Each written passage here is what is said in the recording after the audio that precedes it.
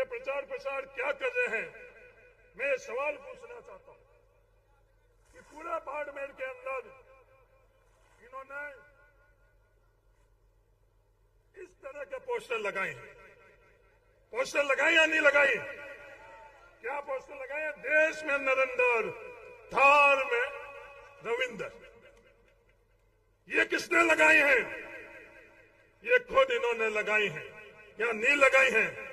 मैंने खुद ने पुलिस और कलेक्टर पास सुबह बात कर करके इसका जांच कर कर जिस किसी ने करे उसका उत्तर दो।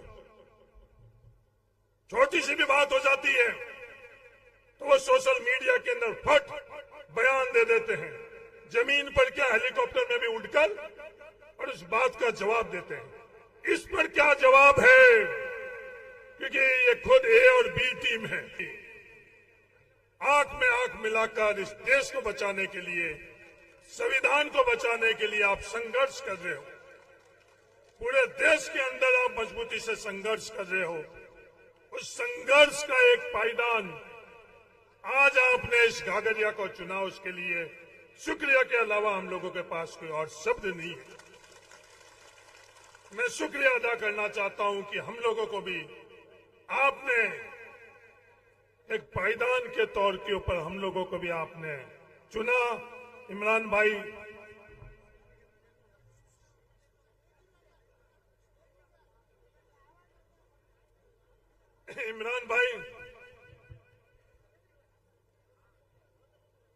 हम लोग इस रेगिस्तान में रहते हैं।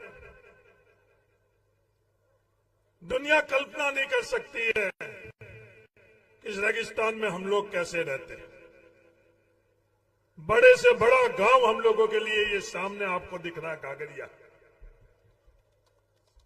पर घाघरिया में हम लोग नहीं रहते हैं।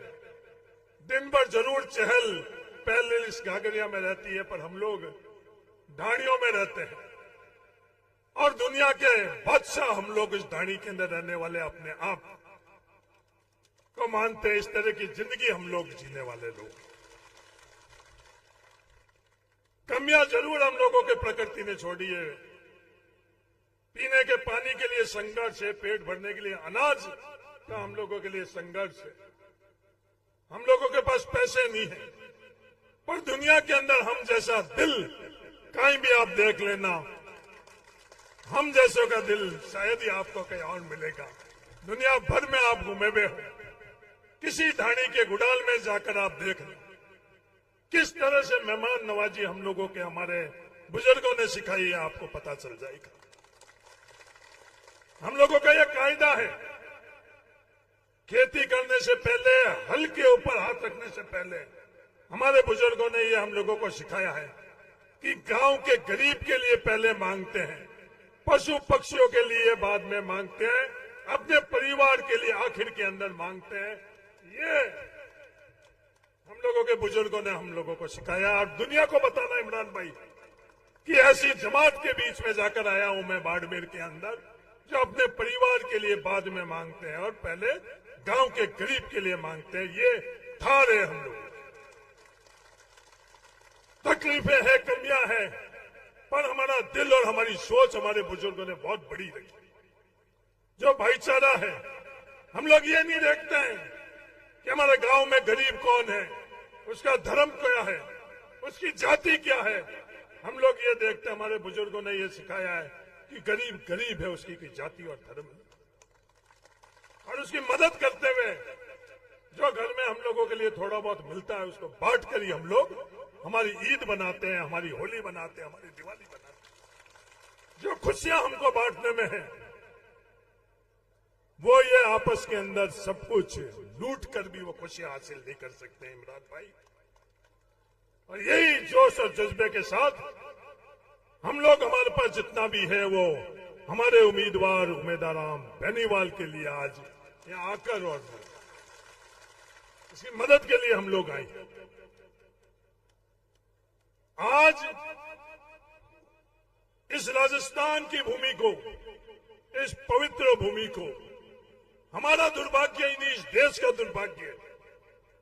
इस देश के प्रधानमंत्री नरेंद्र मोदी ने हमारी धरती को, हमारे प्रदेश को चुना जहर उगलने के लिए।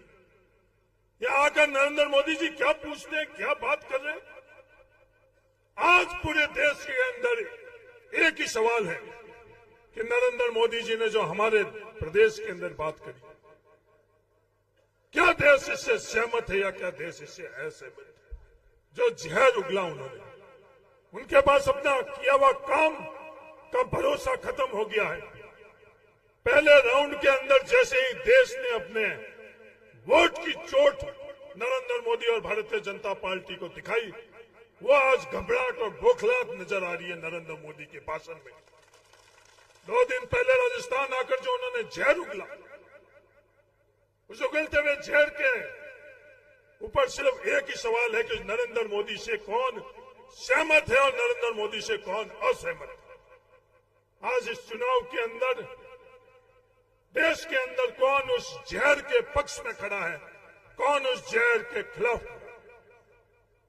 आज वो स्थिति नहीं है कि कोई मौन रहकर और कुछ खेला कर सके।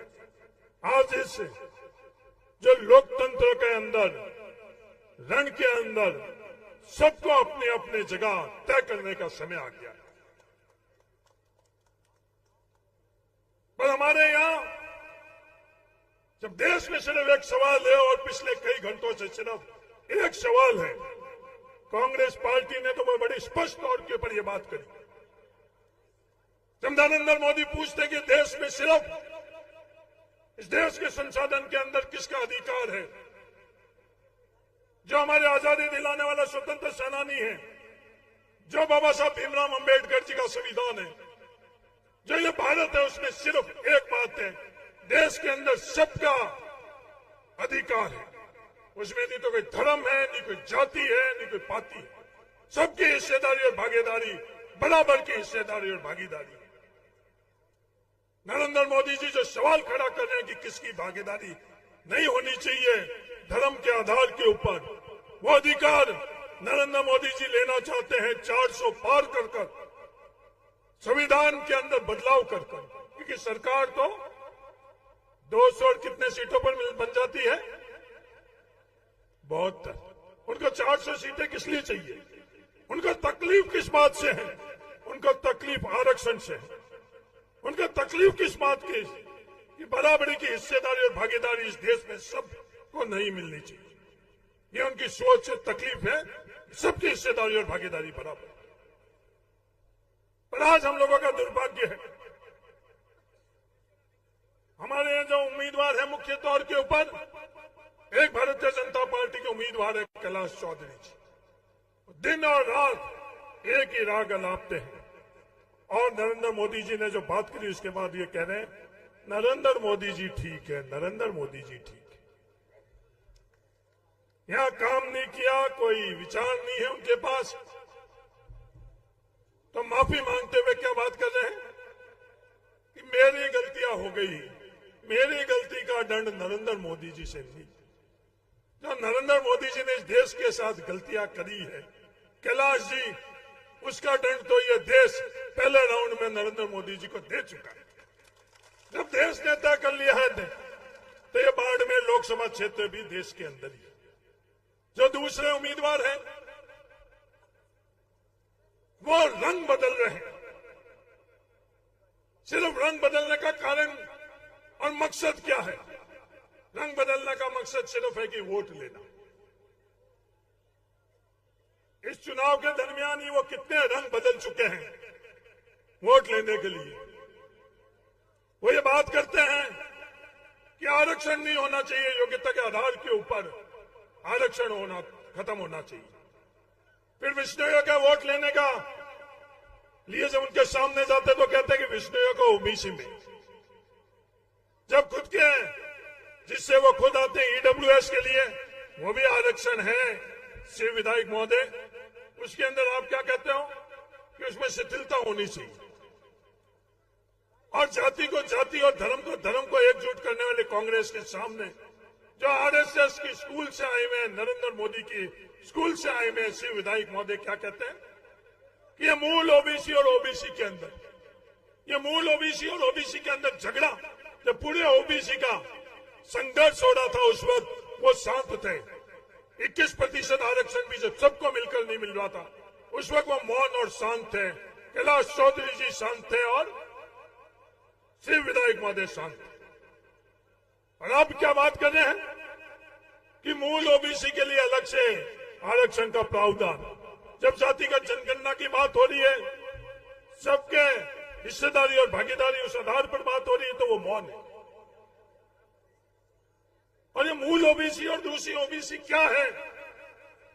शिव विधायक महोदय, आप स्पष्ट क्यों नहीं करते हो? ये मूल ओबीसी के अलावा जो जातियां हैं, इमरान भाई, जब इन लोगों ने मुझे संसद बनाकर भेजा, केंद्र के अंदर मनमोहन सिंह जी की सरकार थी, इन लोगों की ताकत से ही सिंधी मुसलमानों को केंद्र के अंदर ओबीसी के अंदर शामिल किया। इमरान भाई शामिल किया। दुनिया पूछती कि सिंधी मुसलमानों के लिए क्या किया। आज भी विष्णुयों के बीच में जाकर और ये एक ही बात करते हैं कि ओबीसी में हम शामिल करवाएंगे। हमने वोटों के दरमियान ये बात नहीं करी, वोट लेते वक्त हम लोगों ने ये बात नहीं करी 2019 और 2014 के अंदर, पर कलम की ताकत इन्होंने सौंपी जब। ये सिंधी मुसलमान मूल ओबीसी में आते हैं या नहीं आते हैं? बाकी साहब, ये सिंधी मुसलमान मूल ओबीसी में नहीं आते। इनके वोट तो आपको चाहिए, पर इनको आरक्षण पूरा नहीं मिले, ये आपकी सोच है। तो ईमानदारी से बात आप लोग क्यों नहीं करते? ये विष्णोई मूल ओबीसी में आते हैं? नहीं, विष्णोई मूल ओबीसी में नहीं आते हैं। इन विष्णुओं से आप ईमानदारी से क्यों नहीं कहते हो कि आप मूल ओबीसी में नहीं आते हो, पर वोट लेने उनको? ये कल भी मूल ओबीसी में आते हैं? नहीं आते। पर आपस में जाति से जाति के बीच में कैसे भेद, आपस में टकराव कैसे करे और वोट कैसे लेवे, वो आरएसएस और नरेंद्र मोदी की स्कूल से इन्होंने यही सिखाया। या अपने से वोट लो, बहुत वोट मिलेंगे, बिना विवाद बहुत वोट मिलेंगे। आज पूरा बाड़मेर वही सवाल जो देश पूछ रहा है कि क्या नरेंद्र मोदी ने जो 2 दिन पहले बोला वो सही है, गलत है? पूरा बाड़मेर ये सवाल कर रहा है, पर ये निर्दलीय शिव के विधायक महोदय चुप है। क्या नरेंद्र मोदी से सहमत है या असहमत? कैलाश चौधरी कह रहा मैं सहमत हूं, उमेदा राम बेनीवाल और कांग्रेस कह रही है कि हम असहमत। रविंदर सिंह जी भाटी, इस सीधे सवाल का सीधा उत्तर आप क्यों नहीं दे रहे हो कि आप नरेंद्र मोदी के साथ में हो या नरेंद्र मोदी के इस बयान और इस सोच के खिलाफ हो? आज बाड़मेर के अंदर तो आप कुछ और चीज कर रहे हो। मैं कहने के लिए नहीं कह रहा हूं, जो ये प्रचार प्रसार कर रहे हैं, ये प्रचार प्रसार क्या कर रहे हैं? मैं ये सवाल पूछना चाहता हूं कि पूरा बाड़मेर के अंदर इन्होंने इस तरह के पोस्टर लगाए हैं। पोस्टर लगाए या नहीं लगाए? क्या पोस्टर लगाए? देश में नरेंद्र, धार में रविंदर। ये किसने लगाए हैं? ये खुद इन्होंने लगाई हैं या नहीं लगाई हैं? मैंने खुद ने पुलिस और कलेक्टर पास सुबह बात कर करके इसका जांच कर कर जिस किसी ने करे उसका उत्तर दो। छोटी सी भी बात हो जाती है तो वो सोशल मीडिया के अंदर फट बयान दे देते हैं। जमीन पर क्या हेलीकॉप्टर में भी उड़कर और उस बात का जवाब देते हैं। इस पर क्या जवाब है? क्योंकि ये खुद ए और बी टीम है।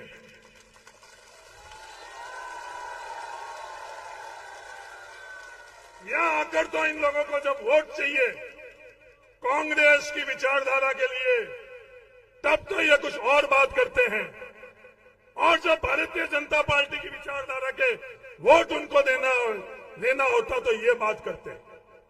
क्या ये गिरगिट जैसा रंग बदलना इस थार के अंदर हम लोग इजाजत देना चाहिए या नहीं देना चाहिए?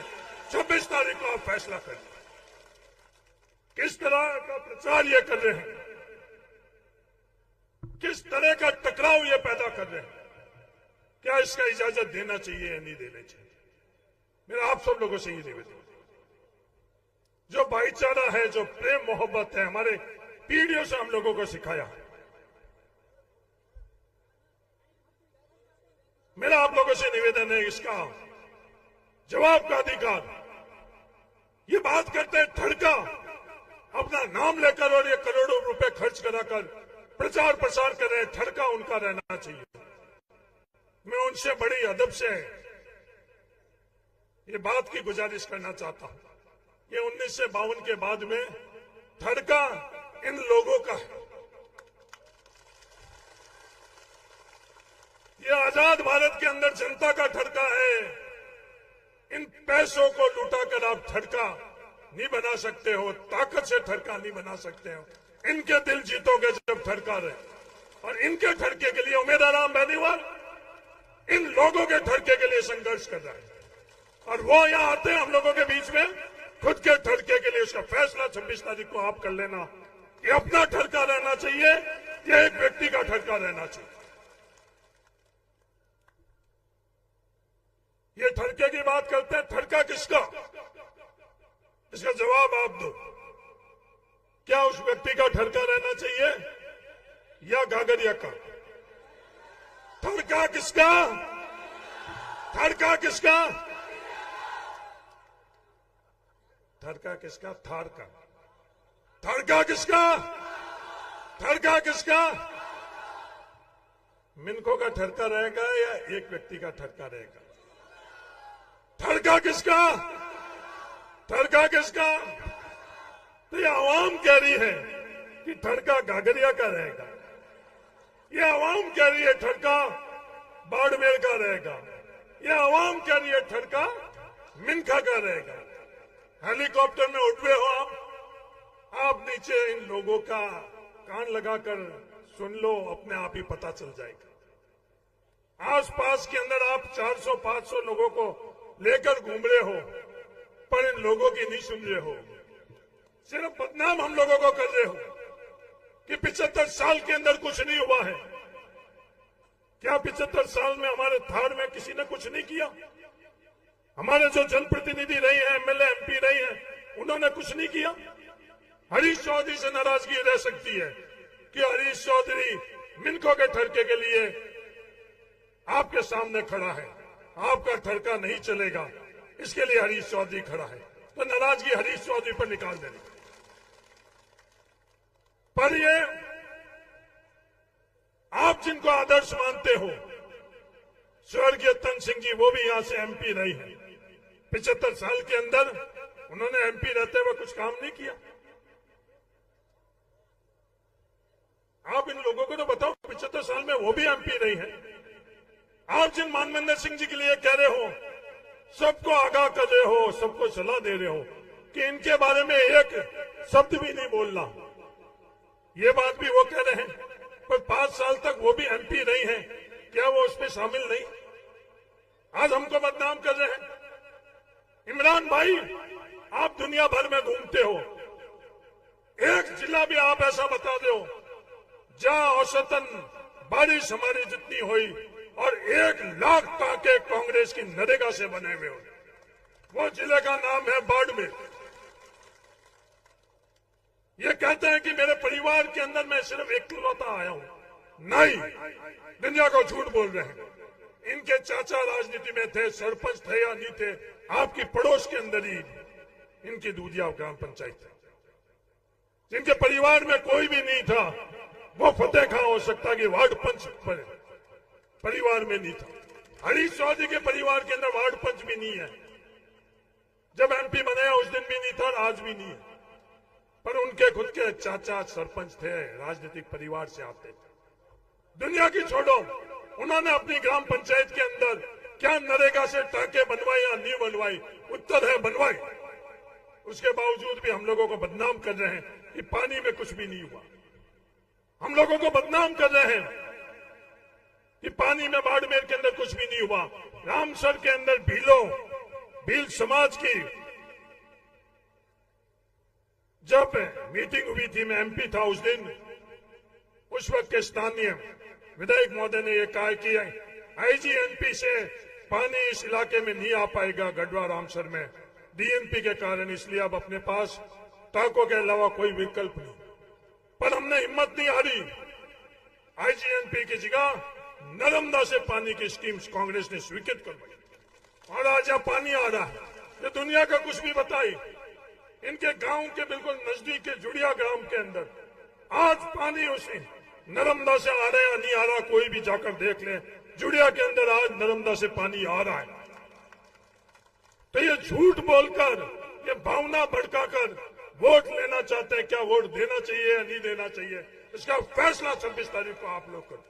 ये सच्चाई से वोट मांगने आया है उमेदवार राम बेनीवाल। ये आपस के अंदर सब धर्म और जातियों को जोड़ने के लिए आया है, जोड़कर और वोट लेने के लिए आया है। और वो विवाद कर और जाति को जाति और धर्म के धर्म को आपस में बांट कर और ये करने आया है। ये सियासत है, राजनीति है। मेरे सबसे ये निवेदन है, जो जिसके साथ में है ईमानदारी से उसके साथ में रही, कोई हर्ज नहीं। पर किसी पर कीचड़ उछाल कर किसी और की मदद करने की जो मनसा है, मेरे हाथ जोड़कर गुजारिश है, उस तरह का कीचड़ कोई भी नहीं उछाले। आपकी मनसा किसी, ये 3 उम्मीदवार हैं, लोकतंत्र ने हमारे को अधिकार दिया, जो आपको ठीक लगे। एक तो सीधा नरेंद्र मोदी की गोद में बैठा हुआ कैलाश चौधरी है, और एक गोद के बाहर कूद रहा है कि कैसे मैं उसकी गोद में बैठूं। वो कूदते हुए हम सबने देखा। जब उनकी गोद में नहीं बैठाया जा रहा था तो मुख्यमंत्री के पास कूद कूद कर जा रहे थे। अपने ट्विटर हैंडल के ऊपर नामांकन भरने के बाद में भी वो उस गोद में कूदने के उतावलेपन से नामांकन को भरते वक्त भी क्या भारतीय जनता पार्टी का सदस्य। फिर किसी पत्रकार से पूछवाया कि क्या भारतीय जनता पार्टी के हो, तो उन्होंने बोला हाँ। बड़ी गर्व से उस दिन उनका जवाब था, मैं हूं। मुझे भारतीय जनता पार्टी ने नहीं निकाला तो मैं कैसे निकालूं। कोई भी गारंटी ले ले, कोई भी ये विश्वास दिला दे, मैं गारंटी लेता हूं कि ये उम्मीदवार निर्दलीय उम्मीदवार उन्हीं का था, उन्हीं का है और भविष्य में उन्हीं का रहेगा। इसमें कोई फर्क आ जाए तो कभी भी इस हरीश चौधरी को आप कहीं भी रास्ते में रोककर और एक अक्षर भी बोलने के लिए आप मुझे पाबंद कर देना कि जीवन के अंदर एक अक्षर भी मैं आप लोगों के बीच में नहीं बोलूंगा। ये मैं आपसे वादा करता हूं। पर इन लोगों को पता है, उसके बावजूद भी ये खेल क्यों। ये नरेंद्र मोदी की किसी को मदद करनी है, जो पहले चरण के अंदर दुनिया ने तय कर दी है, देश ने तय कर दिया कि नरेंद्र मोदी के साथ देश नहीं खड़ा है। नहीं तो कोई धर्म के आधार पर खड़ा है, नहीं कोई जाति के आधार पर खड़ा है।